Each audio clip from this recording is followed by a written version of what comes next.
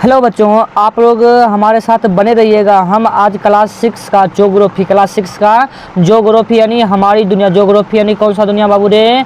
Geography यानी हमारी दुनिया का चैप्टर 3 पढ़ने वाले। इससे पहले हमने आपको चैप्टर 1, 2 पढ़ा के उसका क्वेश्चन आंसर सॉल्व करा दिए थे। अगर आपको अभी तक उसका PDF नहीं मिला है, आप अगर वो वीडियो नहीं देखें तो पहले जाके प्ले लिस्ट में जाके वो देख लीजिए। क्लास 6 हमारी दुनिया नाम से प्ले लिस्ट बना होगा। अगर आप सबका PDF पाना चाहते हैं तो आप हमारे कांटेक्ट कीजिए। हमारे कांटेक्ट नंबर 95 639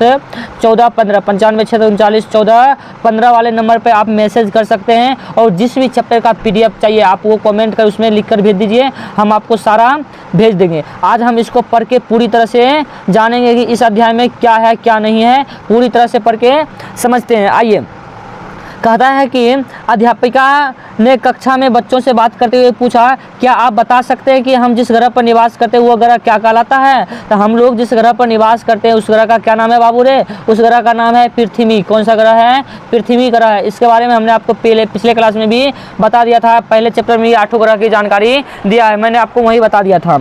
अब कहता है चंदन ने बताया, जिस ग्रह पर हम निवास करते हैं उस ग्रह का क्या नाम है? पृथ्वी। जिस ग्रह पर हम निवास करते हैं उस ग्रह का क्या नाम है? पृथ्वी। अध्यापिका ने कहा, अब तक के अध्ययन पर के आधार पर से पता चलता है कि हमारी पृथ्वी ही एकमात्र ऐसा ग्रह है जिस पर क्या पाया जाता है? जीवन। मतलब कि हमारी पृथ्वी एकमात्र ऐसा ग्रह है जिस पर क्या पाया जाता है? जीवन पाया जाता है। समझे? लेकिन ऐसा क्यों? अब समझिए। कहता है कि पृथ्वी पर ही जीवन क्यों पनपता है? क्वेश्चन बन सकता है, आप इसका आंसर लिखिएगा। क्योंकि पृथ्वी एक ऐसा ग्रह है जहाँ जीवन के लिए अनुकूल परिस्थितियाँ एवं आवश्यक गैस एवं भोजन है, अतः इसीलिए पृथ्वी पर जीवन संभव है। अध्यापिका ने कहा, भोजन और पानी के बगैर हम कुछ समय तक जीवित रह सकते हैं, लेकिन हवा के बिना हम कुछ पल भी जीवित नहीं रह सकते हैं। बहुत समझने वाली बात है कि अगर हमको भोजन और पानी ना मिले तो 1-2 दिन तक जीवित रह सकते हैं, लेकिन हवा हमें ना मिले तो हम एक पल भी जीवित नहीं रह सकते हैं। देखिए, ये बीच में सब बच्चे क्या करें, इसमें तैर रहे हैं। क्या करें? सब तैर रहे, मस्ती करें, ये हंस है, ये नाव पे जा रहे हैं बच्चे, खेलें। ये पृथ्वी को जलीय ग्रह कहा जाता है। पृथ्वी को क्या कहा जाता है? जलीय ग्रह। आप समझ लीजिए, यहाँ पर ये जो पृथ्वी है इसको नीला ग्रह क्यों कहा जाता है? पृथ्वी पर जल की अधिकता होने के कारण पृथ्वी को क्या कहा जाता है? नीला ग्रह कहा जाता है। पृथ्वी पर 71% जल है और 29% क्या है? स्थल भाग है। आसमान से पृथ्वी को देखने पर नीला प्रतीत होता है समुद्र की अधिकता के कारण, अतः इसी कारण इसे क्या कहते हैं? हम नीला ग्रह भी कहते हैं या जलीय ग्रह भी कहते हैं। अब आइए आगे देखते हैं।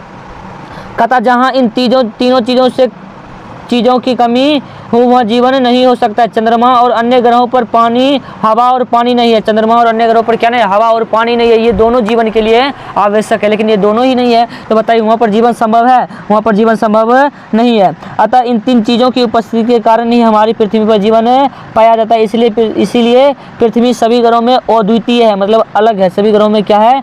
अलग है। अब आइए जलमंडल के बारे में जानते हैं। किसके बारे में जानेंगे बाबू रे? जलमंडल के बारे में जानेंगे। समझे? इन सब का डिफिनीशन आपको मिल जाएगा, आप टेंशन मत लीजिए। सुनिए, एक बार चंदन, विकास, ललन, रेणु और अशोक अपनी अध्यापिका के साथ नाव में बैठकर गंगा नदी सैर करने लगे। उसमें कुछ जीव देखे। उसमें क्या देखे? कुछ जीव देखे। अब देखिए, आपको बताना है कि कौन कौन उस जीव को देखा। देखिए, मछली पाया जाता है पानी में, घोड़ा नहीं पाता, घड़ियाल, सांप, बकरी, चील, कबूतर, सोंस और केकड़ा, जिससे सोंस पाया जाता है। उसके बाद सांप भी पाया जाता है उसमें। तो आपको बताना है कि नदी में क्या क्या देखा। आप भी नदी जाते हैं, पोखर जाते हैं, समुद्र जाते हैं, आप वहाँ क्या क्या देखे उसकी सूची बना लीजिए आप। रेणु ने कहा, मुझे एक पौधा दिखाई दे रहा था। पानी में पौधा कैसे नजर आएगा? देखिए, एक पौधा दिखाई दे रहा था पानी में। क्या दिखाई दे रहा था? पौधा। कहते पानी में पौधा कैसे उग सकते हैं? अध्यापिका ने बताया कि कुछ पौधे पानी में भी होते हैं, उसे जलीय पौधे कहते हैं। जो पौधे जल में उगते हैं उसे हम क्या कहते हैं? जलीय पौधे कहते हैं। आप नोट भी कर सकते हैं यहाँ से। कहता कि जल में रहने वाले जीवों को क्या कहते हैं? जलचर। जल में रहने वाले जीवों को क्या कहते हैं? जलचर। जल में होने वाले पौधों को क्या कहते हैं? जलीय जीव। इन्हें हमारी तरह भोजन और पानी की जरूरत होती है। इन्हीं भी हमें क्या होता है? पानी और हवा की जरूरत होती है। तो जल में घुले ऑक्सीजन को क्या करते हैं?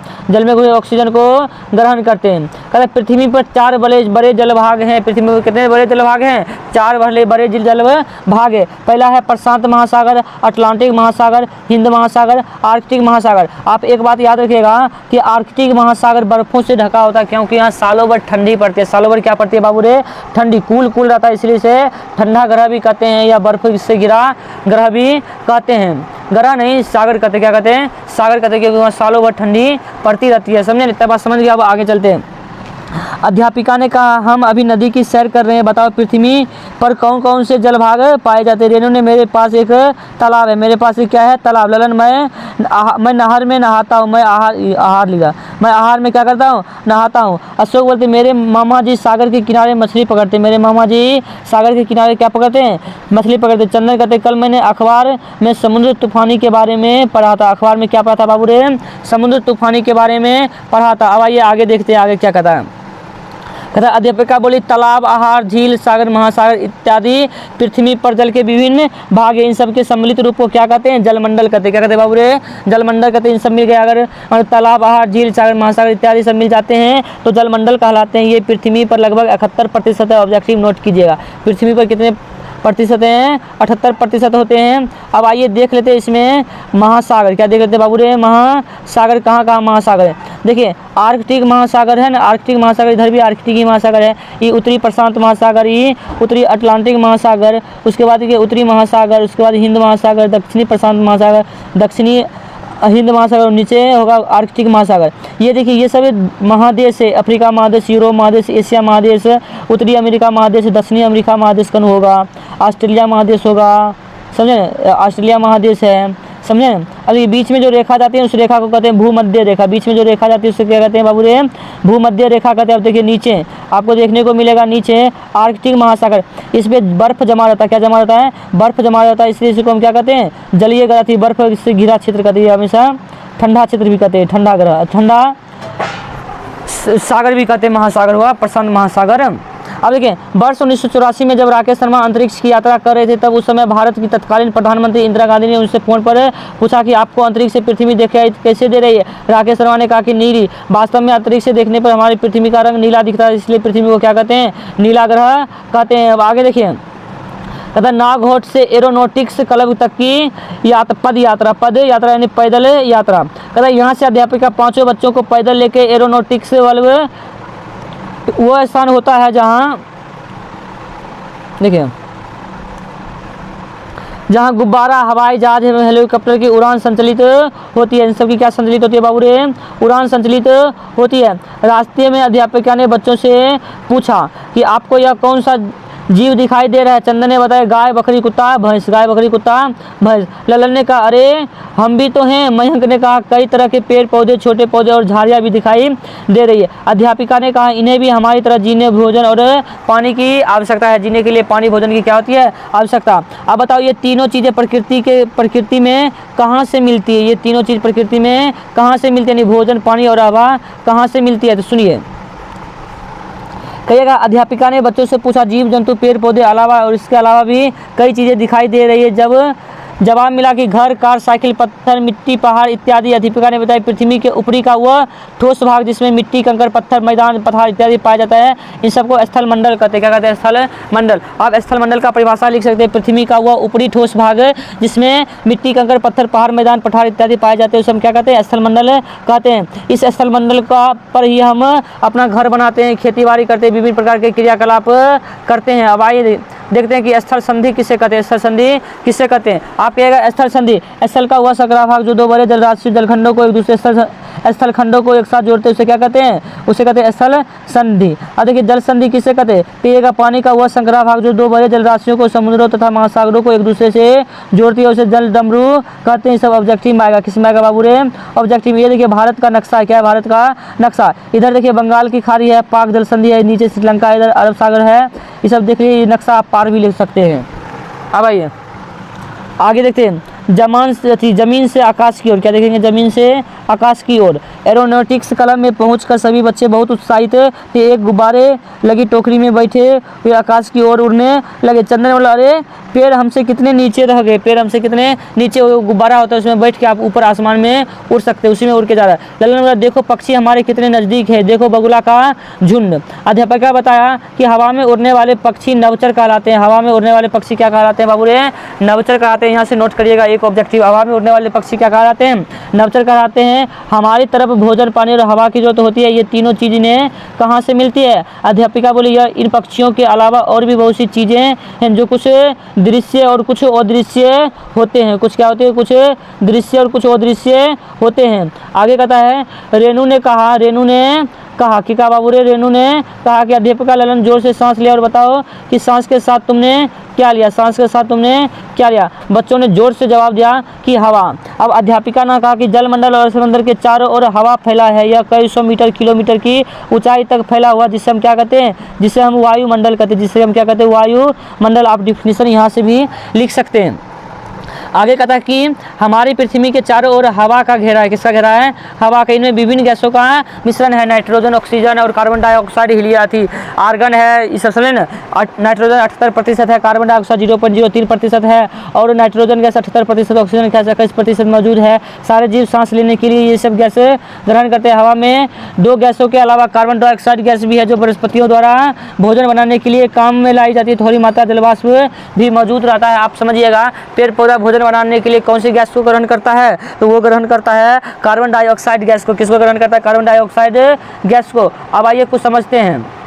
अब देखिए, पृथ्वी के बहिर्मंडल के बारे में समझ लेते हैं। पृथ्वी के किसके बारे में, बहिर्मंडल के बारे में समझ लेते हैं। उसके बाद समझ लेंगे आयन मंडल के बारे में। बहिर्मंडल में कृत्रिम उपग्रह भेजे जाते हैं जो मानव निर्माण करता है। आगे कहता है बहुत महत्वपूर्ण है, जब हम सांस लेते हैं तो पेड़ पौधा अपना भोजन इसी मदद से करते हैं। हम जो सर्दी गर्मी महसूस करते हैं वह हवा के माध्यम से ही होता है। हम सर्दी गर्मी किसके माध्यम से करते हैं, हवा के माध्यम से करते हैं। ये हवाई बादलों को गतिशील बनाती है जिससे वर्षा होती है। ये हवाई बादलों को क्या बनाती है, गतिशील बनाती है, जिससे क्या होती है, वर्षा होती है। वायुमंडल में विभिन्न परतें होती है जो अलग अलग ऊंचाई में पाई जाती है। पृथ्वी से ऊपर इनके नाम है। देखिए सबसे पहले कौन सा है, बहिर्मंडल। इसका नाम आप ये याद रखिएगा, नाम आपकी रखिएगा बाबू रे याद। देखिए सबसे पहले आता है क्षोभ मंडल, सप्ताह मंडल, मध्य मंडल, आयन मंडल और बहिर्मंडल। सबसे नीचे कौन सा मंडल होता है, सबसे नीचे होता है क्षोभ मंडल। क्या होता है, क्षोभ। सबसे ऊपर क्या होता है, बहिर्मंडल। समझे ना। अब देखिए, अब आगे समझते हैं इसके परत का। आप इसका फिगर का आप चित्र बना लीजिएगा अपने ड्राइंग कॉपी में। ये जैसे जिस कलर से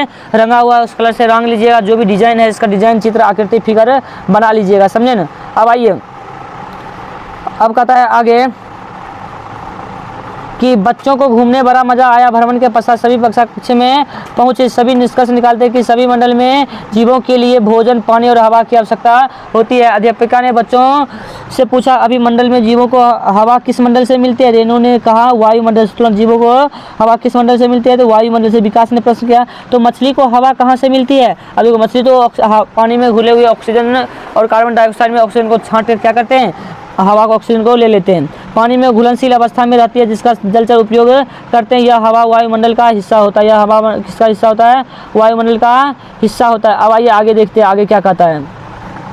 आगे कहता है कि अध्यापिका ने फिर पूछा, अच्छा बच्चा बताओ कि जीवों को किस मंडल से जीवों को भोजन किस मंडल से मिलता है। सबने जवाब दिया जमीन यानी स्थल मंडल के भाग से मिलता है। परंतु जलीय जीव पौधे क्या जमीन पर उगते हैं। अब देखिए अध्यापिका क्या जवाब देते हैं। कहते हैं कि जलीय पौधे जो होते हैं जमीन पर उग सकते हैं। अध्यापिका देखिए क्या जवाब दे रहे हैं।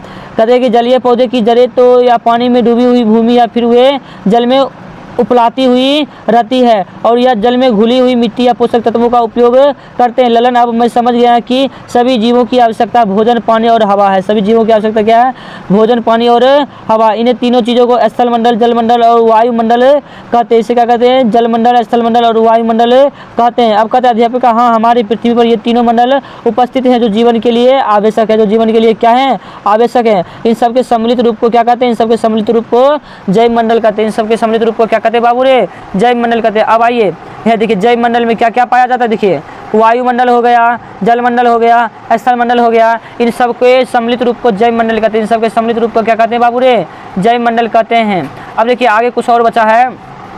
कहता रेनू, हाँ यह चित्र देखकर यह समझ आ गया कि पृथ्वी किसी भी मंडल का अपना स्वतंत्र अस्तित्व नहीं है। तीनों मंडल एक दूसरे के समाये हुए हैं, एक दूसरे के सम्मिलित रूप हैं ये हमारे पृथ्वी। हाँ बच्चों, अध्यापिका ने कहा स्थल पर नदी, तालाब आदि, मिट्टी में पानी और हवा घुली होती है। वायुमंडल में जलपास और धूलकण होते हैं और जलमंडल में घुली हुई हवा और मिट्टी होती है। इस तरह तीनों मंडल एक दूसरे के समाये हुए हैं। यह कहते हुए अध्यापिका ने कहा, चलो हम जलमंडल, स्थलमंडल एवं वायुमंडल का चित्र अपने कॉपियों में बनाते हैं। सभी बच्चों ने चित्र बनाने में जुट गए। चूँकि आपको यह चित्र कह रहा बनाने के लिए, क्या कह रहा बाबू रे, यह आप चित्र बना सकते हैं। या क्या बना सकते हैं, यह चित्र आप अपने ड्राइंग कॉपी में बना के अपने टीचर को दिखा सकते हैं कि चित्र कैसा है। आप जितना बेहतरीन बनाइएगा आपको कुछ ना कुछ इनाम मिलेगा। आपको कुछ ना कुछ क्या मिलेगा, इनाम मिलेगा। वीडियो देखने के लिए धन्यवाद आप सबको।